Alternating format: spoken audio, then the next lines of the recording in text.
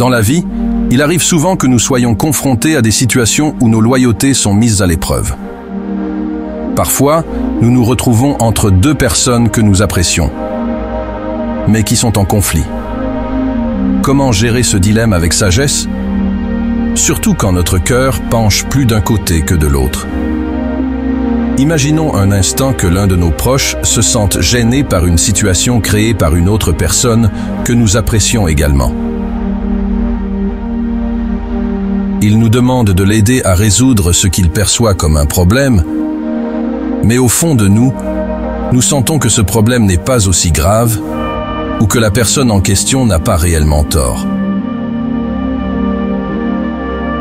Dans ce cas, il est naturel de se sentir tiraillé. Mais il est aussi crucial de se rappeler les principes stoïciens qui peuvent nous guider vers la meilleure décision. Le premier principe à considérer est celui de la perception.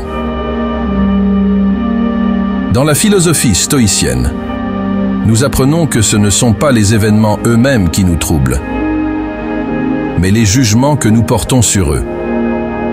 Ce que l'on ressent face à une situation dépend largement de la manière dont on l'interprète.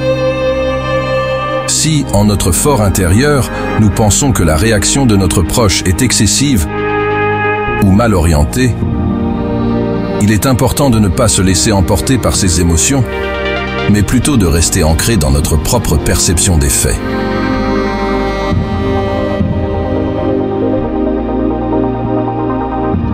Si notre instinct nous dit que notre voisin, cette personne que nous respectons et apprécions, n'a pas réellement commis d'injustice, il est alors essentiel d'agir avec intégrité.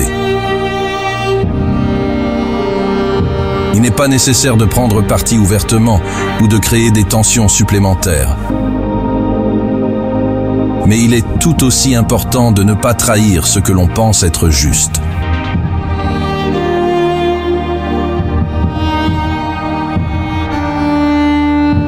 L'étape suivante consiste à pratiquer l'empathie et la diplomatie.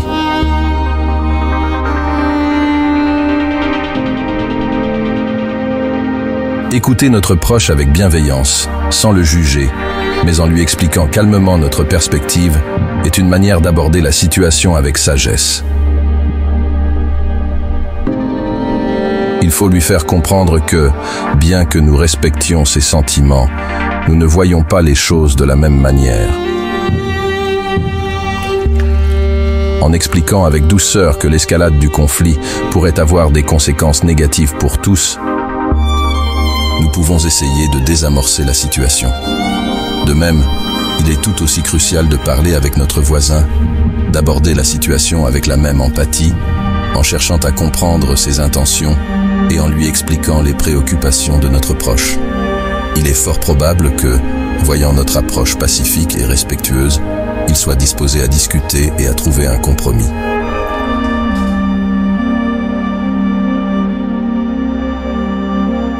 Le stoïcisme nous enseigne que, face au conflit, il est essentiel de rester fidèle à nos valeurs de justice, de tempérance, de sagesse et de courage.